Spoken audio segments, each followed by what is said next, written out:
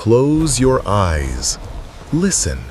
Listen past the stories of glory and gold. Listen to the true sound of the age of discovery. It is not the triumphant blast of a trumpet.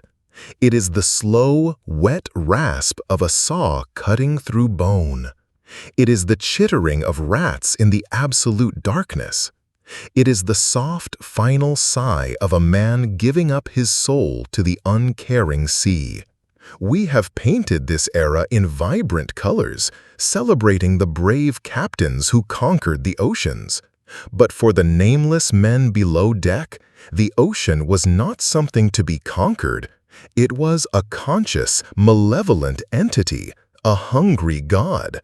And the ship was not a vessel of discovery. It was a floating coffin, a trap sprung the moment the shore disappeared from view. This is not a story of adventure. It is a chronicle of a descent into hell. Your world is a cage of weeping wood, perpetually damp, perpetually dark. The air you breathe is not air. It is a thick, foul soup, a mixture of stale sweat, bilge water, animal waste, and the cloying, sweet stench of rot, both of the wood and of the men themselves.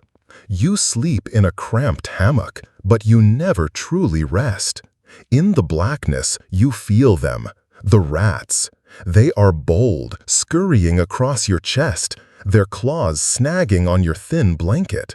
Some men wake to find their earlobes or fingertips gnawed upon in their sleep. The sounds of the ship become a symphony of madness. The constant groaning of the timbers sounds like a man in agony. The wind whistling through the rigging sounds like whispers, speaking of things no sane man should hear.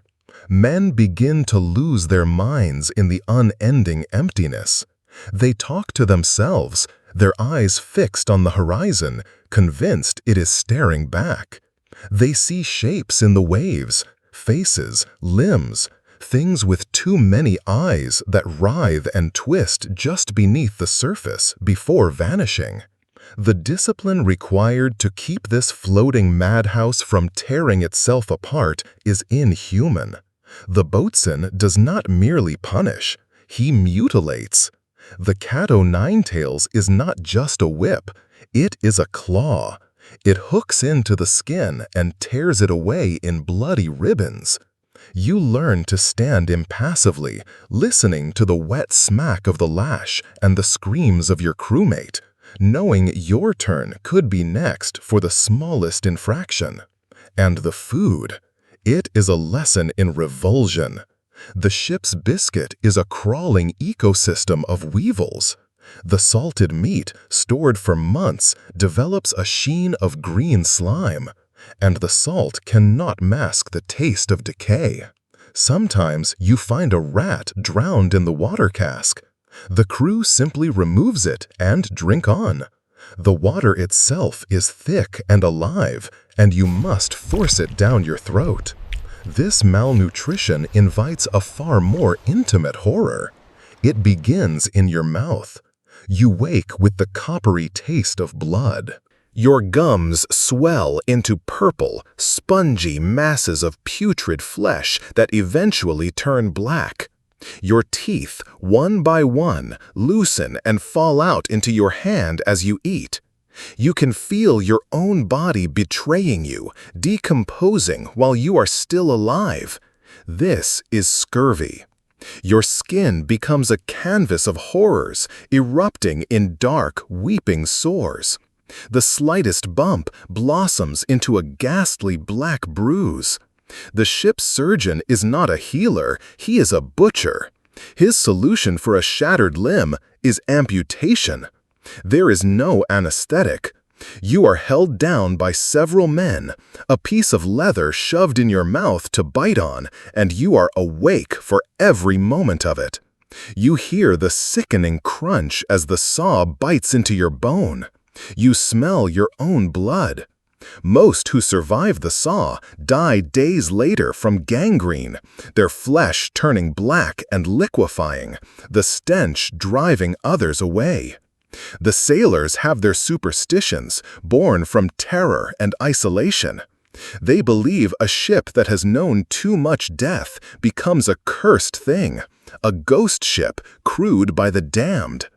They fear the doldrums, the dead calm, more than any storm.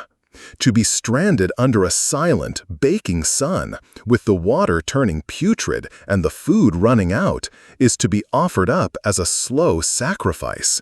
And it is here, in the dead calm, that the ultimate horror emerges. It is a whispered secret of the sea, a final, desperate taboo, the custom of the sea. When the last biscuit is gone, when the last rat has been eaten, you begin to look at your fellow man with a new kind of hunger. Lots are drawn. The loser is not just killed. He becomes sustenance. The line between man and beast is erased in a grim, necessary act of cannibalism that will haunt the survivors for the rest of their short lives. They are no longer men. They are echoes, hollowed out by what they have done. The burial at sea is not a solemn ritual. It is a fearful disposal.